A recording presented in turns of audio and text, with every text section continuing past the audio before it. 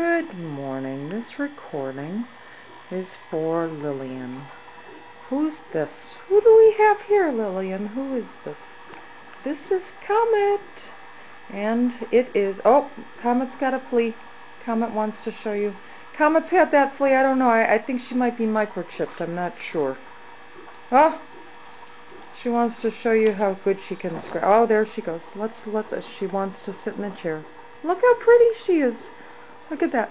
Do you know what I thought this morning, Lillian? I thought Kamet looks like the little bear on one of the movies that I like watching called Artificial Intelligence.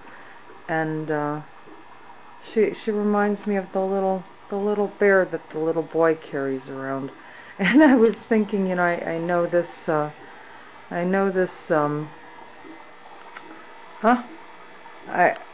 the movie Artificial Intelligence, well, there's a little boy in the movie and he's looking for fairyland.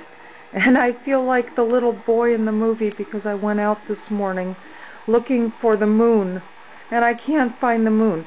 A couple days ago, well, Kamet has a new place up here. A couple days ago, I went out to look at the moon and take pictures of the moon, and the moon was out there. It was about a half moon, and I went out this morning and the moon's not there. And you know, the moon's not always up at night. Sometimes the moon is up during the day, early in the evening or early in the morning. It's not always at night. And so I was trying to take pictures of it and figure out where the moon is, and you know, I was trying to figure out, does the moon move around the earth, or maybe the earth, well, you know, exactly what's it doing, because the earth moves in a circle around what is called its axis. I think I've talked to you about that. It's sort of like the globe spinning. And the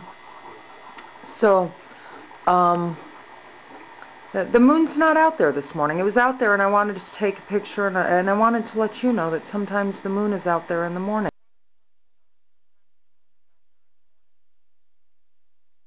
Okay, Lillian, the video cut off and it makes me very angry because the stupid camera turns off whenever it feels I've said enough. Like I've got my very own personal director, and it makes me very, very angry. I'm trying to work here, and I'm trying to show you Kamet and the aquarium and talk to you not only about Kamet and the aquarium, but I am trying to talk to you about the moon. And so it angers me because what was I saying about the moon? The moon's out there and the stupid camera cut me off and I had to restart it. And between the time that it stopped and I restarted it, I had to be angry to the walls. So, anyway, what was I saying about the moon? I was trying to figure out what the orbits are of the moon. Whether or not the moon is traveling around the earth, or just the earth moving, or maybe the earth has variation in its speed. I don't know if the earth is consistent with regard to the speed of its rotation upon its axis. I'm guessing it does, or it is. And also, what more do we need to say about that stupid moon? Well, let's see. It may be that the moon in its orbits has a variation in the speed with which it travels, or maybe the moon travels at a speed which is different from the speed that the earth rotates upon its axis, of which the variation in the speed of the moon and the earth will cause the moon to be in a different place upon the sky in either the morning or the night, because the speeds are different. Anyway, the moon's not out there. I was out there at 7:30 this morning trying to take a picture of the sky with the moon, because the moon was there 2 days ago. It was a half moon. and it was there in the morning, and maybe it was there at 6:30, but wouldn't the moon still be there somewhere, and it's gone? And I only had 1 or 2 days of cloudy sky. So I'm very angry because I don't know who's done what with the moon, and I can't figure it out, and I am trying. Now, all of these answers are probably in a book somewhere, but I never thought about it, and all of the children's. I'm back, Lillian, and I'm very angry because this stupid camera won't let me make a movie. Look at this. Look at this. Look at all of this. These are all of my books about rockets and science and space. Is this even in... I don't even know if this is in focus. But I have all of these books on astronomy and rockets and science. And hold on, let me go here. I have to go about the house. Oh, there's grandfather there. He was an engineer.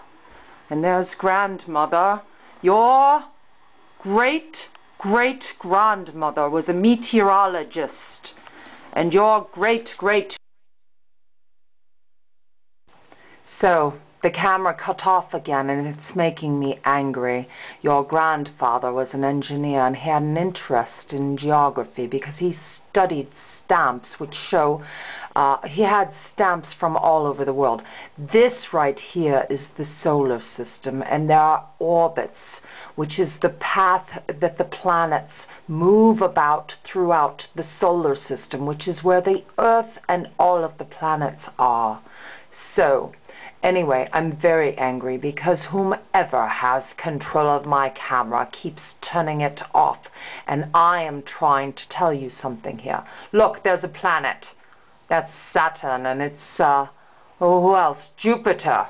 And there's Uranus and Neptune. And look up here. There's pictures of Mercury. They keep turning the camera off. Anyway, I'm going to close this now. That's your message for the day. Well, let me just say one thing. The children's books do not always have all the correct information and do not always give you the correct impression. So, have a good day. I love you. This is your grandmummy. Goodbye.